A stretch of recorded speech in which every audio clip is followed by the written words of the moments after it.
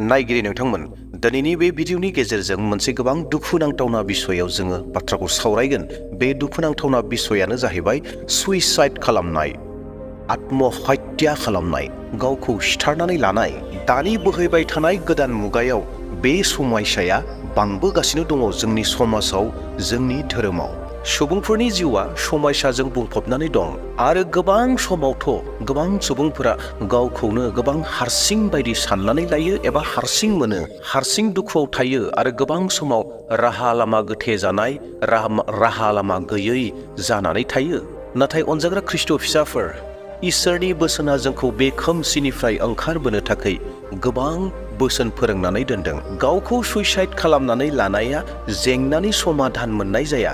दिनै गोबांनि ख्रिस्टियान न'खरफोराव गोबां सेंग्रा सिख्लाफोरा सुइसाइड जाबाय, गोबां ख्रिस्टियान बिमा बिफाफोरा सुइसाइड जाबाय, गोबां ख्रिस्टियान गथ'फोरा सुइसाइड जाबाय।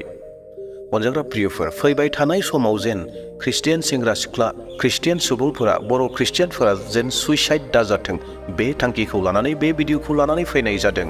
आरो इसोरनि बोसोना जोंखौ मा मा फोरोंदों आरो बेनिफ्राय जों माबायदि बारग'नो हागौ, दिनैनि बे भिडिअआव बेखौनो जोङो सावरायगोन। दा बेवहाय भिडिअखौ जोबजासिम नायगोन, मोनफा मोनफा पइन्ट्सफोरखौ नायगोन आरो नोंथाङा गावनोबो देहेन खालामगोन आरो लोगोसे हायोब्ला भिडिअखौ गुबुननो शेयार खालामनानै होगोन, जेन जों साफ्रोम बर' ख्रिस्टियानफोरा बे जेंनानिफ्राय बारग'नो हायो, बे जेंनाजों जुजिनो हायो आरो बे जेंनाखौ जों फेजेननो हायो। बेनि थाखाय साफ्रोमनोबो बे बाथ्राखौ शेयार खालामगोन। आरो लोगोसेनो खावलायनो हास्थायबाय, सोरबा जुदि आंनि चेनेलाव दिनैसो गोदान फैदोंब्ला चेनेलखौ साबस्क्राइब खालामना लादो आरो लोगोसेयैनो मोनसे लाइकखौबो होनानै गालांदो। सुइसाइडखौ फेजेननो हानायनि सेथि बाथ्रा बेनो जाबाय खैफोदनि समाव इसोरनिफ्राय मदद एबा सहाय। कठिनाई में परमेश्वर का सहारा। गोथार बाइबेला बे बिषयाव बेबायदि बुंदों, 1 पिटर 5:7 नोंसोरनि गासै दुखु दाहानि बिबानखौ बिनि सायाव हो, मानोना बियो गासैखौबो बानस'यो। थांना थानाय समाव एबा जिउआव खैफोदा फैयो, समयसाया फैयो, जेंनाया फैयो। नाथाय बेबायदि समाव गावखौ हारसिं होननानै एबा हारसिं खालामनानै माब्लाबाबो लानो नाङा। मानोना इसोरनि बोसोना जोंखौ बिथोन होदों दि जोंनि गासै जेंनाखौ, जोंनि गासै समयसाखौ, जोंनि गासै खैफोदखौ जिसु ख्रिस्ट'नो होनो थाखाय जोंखौ बिथोन होदों। अनजाग्रा प्रियफोर, समयसाया जेसेबांखि गिदिर जाया मानो, जेसेबांखि गिदिर जाया मानो, बे गिदिर समयसाया इसोरनि नोजोराव फिसा समयसा जेबो गैया। इसोर हायै जेबो गैया। इसोरा गासैखौबो मावनो हायो, इसोरा गासैखौबो फोजोबनो हायो। नोंथांनि समयसाया नोंथांनि थाखाय गोबां गिदिर जानो हागौ। जि बिबानखौ नोङो बानस'नानै थानो हायाखै, बानस'नानै लानो हायाखै, गोबां अजन जानानै दङ, बे अजनफोरा इसोरनि नोजोराव जेबो अजन गैया। इसोरा बेफोर गासैखौबो फोजोबनो हायो। खैफोद, जेंना, समयसानि महरफोरा आलादा आलादा, सुबुंनियाव आलादा आलादा महर जागोन। अनजाग्रा प्रियफोर, नोंथांनि बे समयसाया नोंखौ हारसिं खालामगोन। नोंथांनि बे समयसाया नोंथांखौ दुबि होनो हागौ। नोंथांनि बे जेंनाया नोंखौ बोख्लायनो हागौ। नोंथांनि बे जेंनाया नोंखौ सुइसाइडसिम लांनो थाखाय सिन्था खालामनो हागौ, जे बे समयसानि समाधान जेबो गैलिया, बेयावखायनो सुइसाइड जानांसिगौ होननानै सुइसाइड स्पिरिटआ नोंखौ बुंनो हागौ। नाथाय अनजाग्रा प्रियफोर, नोंथांनि थाखाय, नोंथांनि समयसाखौ बानस'नो थाखाय जिसु ख्रिस्ट' अरायबो रेडि जानानै दङ। बेयावखायनो 1 पिटरनि 5:7 सानफ्रोमबो देहेन खालामगोन, मानोना गासै समयसाखौ बिनि आखायाव गारना हो होननानै बुंदों। अनजाग्रा प्रियफोर, जिखौ नोंथाङा गिदिर जेंना होननानै बानस'नो हायै जेंना हेन मोनदों, बेखौ जिसु ख्रिस्ट'नो गारनानै हो। जिसु ख्रिस्ट' हायै जेबो गैया। जिसु ख्रिस्ट'आ बेफोर गासै जेंनाखौ फोजोबनानै होगोन आरो नोंखौ बे जेंनानिफ्राय उदांस्रि खालामगोन। दे दानाब्ला जोङो नायदोनि सुइसाइडखौ फेजेननो हानायनि नैथि बाथ्रा बेनो जाहैबाय गावखौ सिथारनायखौ नङा, आसा एबा मिजिंखौ सायख'। आत्महत्या नहीं आशा को चुने। जेब्ला जोङो दुखुजों बेंखन जायो, अब्लाना गोबाङा सानो थैनायाल'सो मोनसे लामासै होननानै। नाथाय अनजाग्रा प्रियफोर, बे बिषयाव बाइबेला ओरैबायदि बुङो दि जेरेमिया 29:10 मानोना नोंसोरनि थाखाय आंनि खायदा खालामनायखौ आङो मिथिगौ। बेनो फोरबुनि होननाय, आंनि खायदा खालामनाया सान्तिनि थाखायसो, सैहोनायनि थाखाय नङा। आङो नोंसोरनि आसाखौ जाफुंहोगोन। इसोरा साफ्रोमबो बेक्तिनि थाखाय, साफ्रोमबो सुबुंनि थाखाय मोनसे थांखि दोनदों, मोनसे उद्देश्य दोनदों।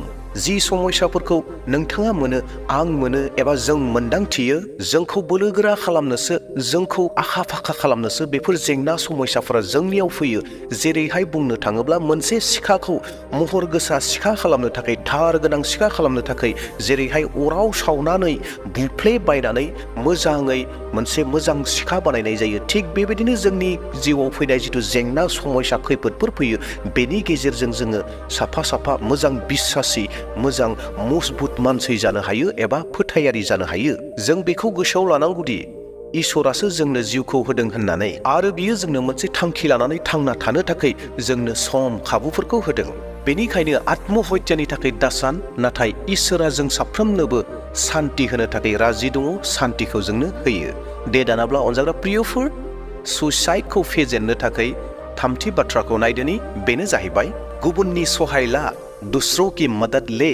अनजाग्रा प्रियफोर, बाइबेला जोंनो बेखौ फोरोंदों दि जोंनियाव थानाय जिथु जि दुखुफोर दङ, खैफोदफोर दङ, जेंनाफोर दङ, बेखौ गुबुननो फोरमायनांगौ होननानै। गालातियारि 6:2 गावजों गाव हेफाजाब होज्लाय, बेबादि मावनायजों नोंसोर ख्रिस्ट'नि आयेनखौ फालिनाय जागोन। अनजाग्रा प्रियफोर, गावनियाव जानाय जिथु दुखुफोर दङ, खैफोद जेंनाफोर दङ, बे दुखुखौ जुदि गोसोआव लाबाय थायोब्ला, हारसिङै दोनबाय थायोब्ला, बे दुखुआ नोंनियाव बांनायनिख्रुइ बांसिन लांनो हागौ। बेनिखायनो बे दुखुखौ नोंनि सोरबा फोथायजाथावना लोगोनो, नोंनि न'खरनि सुबुंनो, न'खरनि सोरबा परियालनो, पास्टरनो, मण्डलिनि दैदेनगिरिफोरनो जेब्ला नोंनि बे समयसाफोरखौ फोरमायगोन, बुंगोन, अब्लाना बै मानसिया नोंनो मोजां सुजाव, मोजां सुबुरुनखौ नोंथांनो होगोन आरो नोंथांनो माखासे बाथ्राफोरनि गेजेरजों नोंथांखौ मदद खालामगोन आरो हानाय मानिखौ बियो मदद खालामगोन जेन नोंथाङा बे समयसानिफ्राय बारग'नो हायो। बे बिसयाव नोंथाङा जायनो नोंनि प्रब्लेम्सखौ फोरमायबाय, बियो नोंखौ थारैनो मदद खालामगोन। दा बेयावखायनो जों साफ्रोमबो ख्रिस्टियान सुबुंफोरा जेसेबांखि जेंनायाव थाया मानो, बै जेंनाखौ नोंनि हास्थायनाय बायदि, जायखौ नोङो नुदों जे बेनो बुङोब्ला आंनि समयसाफोरा एसेब्लाबो खम जागोन होननानै, बै सुबुंनो फोरमायदो आरो बै सुबुंनिफ्राय नोङो मददखौ लादो। बेनिखायनो हेफाजाब एबा मदद लानायखौ माब्लाबाबो लेहेम दाख्लाम एबा लेट दाख्लाम। गुबुननिफ्राय मदद आरो हेफाजाब लानाया सुइसाइडखौ हमथानो हायो। दे दानाब्ला सुइसाइडखौ हमथानो हानायनि ब्रैथि बाथ्राखौ नायदोनि, बेनो जाबाय आर'ज खालामनानै बोलोखौ ला, प्रार्थना से शक्ति पाए। गोथार बाइबेला बेबायदि बुंदों, फिलिपियारि 4:6 मुङा मुंसेनिबो थाखाय दा जिंगासि, नाथाय जेब्लायबो आर'ज खालामनायाव बाख्नायनायजों इसोरनो नोंनि नांगौखौ मिथिहोदो। जेब्ला जोङो इसोरनियाव आर'ज खालामो, इसोरा जोंनो जिउआव मोनसे गोदान बोलोखौ होयो। जेखुनु जाया रोखोमनि खैफोद जाया मानो, जेब्ला जोङो फोथायनानै जिसु ख्रिस्टनियाव आर'ज खालामो, अब्लाना जोङो बै गासै समयसाजों नांनो थाखाय, जुजिनो थाखाय जिसु ख्रिस्टआ जोंनो मोनसे गोदान बोलो होयो। अनजाग्रा प्रियफोर, जोंनियाव दुखु फैगोन, खैफोद फैगोन, जेंना फैगोन, नाथाय बेबायदि परिस्थितियाव जोङो गिबियावनो आर'ज खालामनो रोंनो नांगोन। जेब्ला जों आर'ज खालामगोन, इसोरा जोंनो मोनसे गोदान सक्तिखौ होबाय थागोन, जे गासै समयसाफोरजों जुजिनो थाखाय आरो समयसानिफ्राय ओंखारबोनो थाखाय जोंनो बोलो होगोन। दा बेयावहाय मोनफ्रोमबो समाव जोङो आर'ज खालामग्रा जानो नांगौ। जेब्ला जोङो सैथो गोसोजों फोथायनानै आर'ज खालामगोन, बे इसोरा खोनासंगोन आरो जोंनि गोनांथिफोरखौ बियो सुफुंगोन। दे दानाब्ला सुइसाइडखौ हमथानो हानायनि बाथि बाथ्राखौ नायदोनि, बेनो जाहैबाय जिउनि थांखिखौ मोनथि, जीवन का उद्देश्य समझे। बाइबेला जोंनो मोनथिहोयो दि जिउआ बेसेन गोसा, आरो बे बेसेन गोसा जिउखौ नंखाय बाखायै फोजोबनानै दालाथों। गितफोर 139 नाम्बारनि 14 सिरि आङो नोंखौ बाख्नायनि, मानोना नोङो आंखौ गिथावथाव आरो सोमो गोनाङै बानायबाय। नोंनि खामानिफ्रा सोमो गोनां, आङो बिखौ मोजाङै मिथिगौ। प्रेज द लर्ड। माबायदि जोंखौ बानायदोंनो? मानोना नोङो आंखौ गिथावथाव आरो सोमो गोनाङै बानायबाय। सोमो गोनाङै जों बयखौबो इसोरा दादों। अनजाग्रा प्रियफोर, इसोरा गावनि मोनसे थांखिजों जोंखौ बे बुहुमाव हरदों। जों जुदि इसोरनि थांखिखौ मोनथियाखैब्ला, एबा जों बुहुमाव मानो फैदों बेनि थांखिखौ मोनथियाखैब्ला, जों आर'ज खालामनांगोन। आर'ज खालामनायनि गेजेरजों इसोरा जोंनो फिननाय होगोन। इसोरा नोंथांखौ मानो हरदों, इसोरा आंखौ मानो हरदों, इसोरा जोंखौ मानो हरदों, मा खामानिनि थाखाय हरदों, बेखौ इसोरा मोनथिनो थाखाय नोंनो बोलो होगोन। जों साफ्रोमनोबो गियानफोरखौ होगोन आरो मोनसे धैर्यजों नेनो नांगोन। इसोरनि फिननायखौ नेनो नांगोन आरो थारैनो थारैनो इसोरा लासै लासैब्लाबो फिननायखौ होगोन आरो इसोरा मोनसे राहा लामा मोनसे लामाखौ दिन्थिगोन जे मा मावनांगौ मा खामानिखौ मावनांगौ बबेयाव थांनांगौ माबायदि थानांगौ मोनफ्रोमखौबो मोनफा मोनफायै इसोरा दिन्थिलांगोन। बेयावखायनो जोंनि जिउआव जि मोनसे समखौ मोनदों खाबुखौ मोनदों प्रिथिबियाव फैनायनि थाखाय बे जिउआ गोबां बेसेन गोसा। बेवहाय बेसेन गोसा जिउखौ नंखाय बाखायै फोजोबनानै दाला। अरायबो इसोरनि इच्छाखौ मोनथिनो थाखाय नाजा। दे दानाब्ला फैदो सुइसाइडखौ फेजेननो हानायनि द'थि बाथ्रा बेनो जाबाय जिसुनियाव गोदान आसा मसि मेंनायनि आसा। जिसु ख्रिस्ट'आ जोंनि थाखाय गावनि जिउखौ बलिदान होबाय जों जेन पाप आरो खोमसिनिफ्राय मुक्ति मोनो उदांस्रि मोनो बिनि थाखाय। बेनिखायनो जहननि 3:7 सिरिया ओरैहाय बुङो बिखौ जाया फोथायगोन बियो आद्रि जानाय नङा नाथाय जोबनो गैयै गोथांखौ मोनगोन। प्रियफोर बे बाइबेल सिरिनि गेजेरजों जोङो बेखौ मोनथिनो हागौ जे इसोरा जोंखौ बेसेबां अनो आरो जोंनि जिउआ बेसेबां बेसेन गोसा।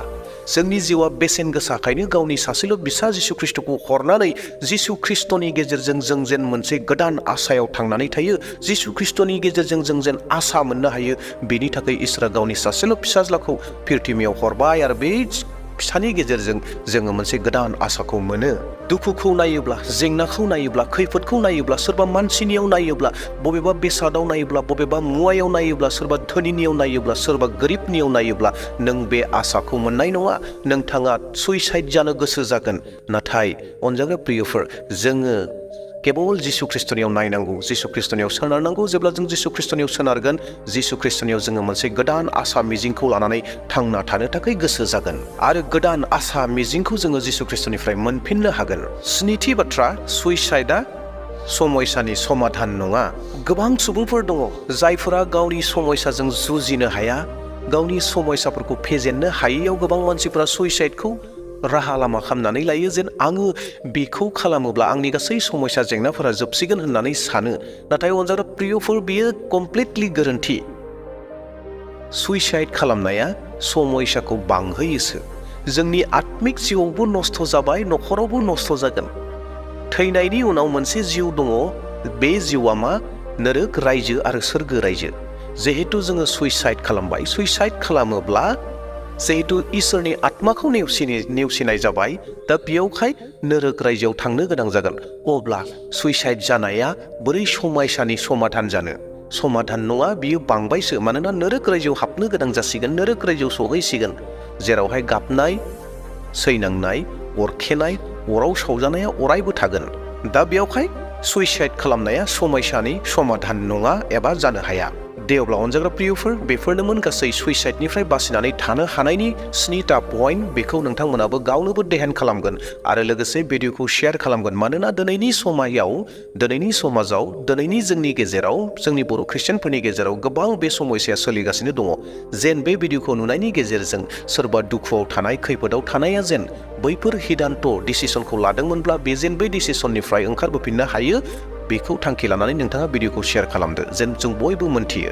आरो लोगोसे अनजाग्रा प्रियफोर नंगौ समयसा जेंनाफोरा थांना थासान्दि जोंनियाव थागोन। बे समयसाफोरखौ जोंनियाव साग्लोबनानै थानो थाखाय खाबु दाहो। आरो जों जुदि सुइसाइडआव थाङोब्ला जों खोमसियाव थाबायनाय जागोन आरो खोमसिया जोंखौ नोरगआव लाङो आरो ख्रिस्ट'आ जोंखौ सोराङाव थाबायहोयो आरो बे सोराङा जोंखौ सोरगोआव लानानै थांगोन। दा बेयावहाय अनजाग्रा प्रियफोर जोङो सोराङाव थाबायनि खोमसियाव नङा।